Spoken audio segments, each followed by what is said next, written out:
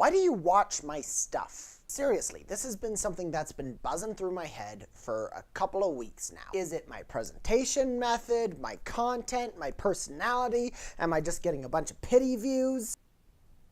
Part of me has wondered if it's just me being super animated and stuff, but as I've made some videos that I've tried to do that in, they've kind of fallen flat on their face. One theory that I've got right now is that you guys like questions. Out of the now 16 videos which I have made this year, roughly a fourth of those videos have been question lists of sorts. The 4 of those videos are responsible for almost half of the watch time. If you are still watching, you are statistically superior to half of the people because my average watch time is about 45 seconds. And because of that, I am going to reward you with talking to you about the importance of questions.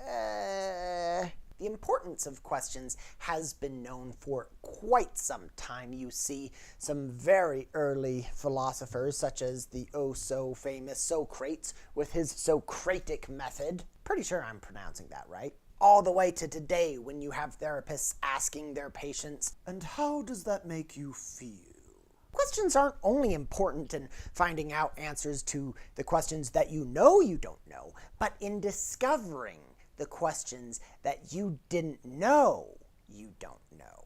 A couple of years ago, I had the pleasure of attending a TEDx event. I heard a bunch of speakers. Some were pretty good, some were kind of... My favorite, however, was Hal Gregersen.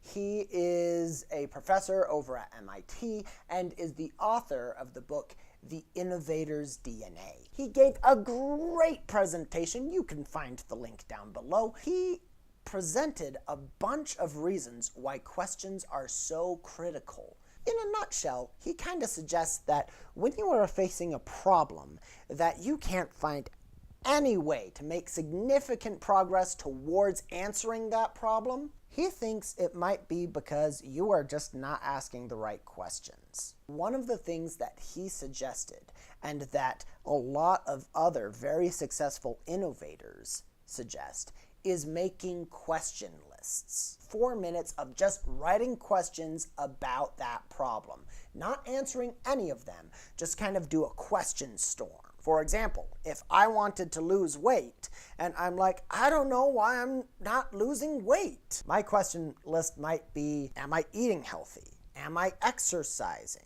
Am I making this a priority? Blah, blah, blah, blah, blah. But if I pursue further down this line of thought, I might come across questions such as, what can I cut out of my life to find time to exercise? When was the last time that I did any sort of dietary research? Or perhaps the killer, do I actually care to lose weight? Or is this some sort of a goal that I think should be on my to-do list, but I actually personally don't care about? I personally have done this exercise once or twice in my life, and it has been incredibly helpful.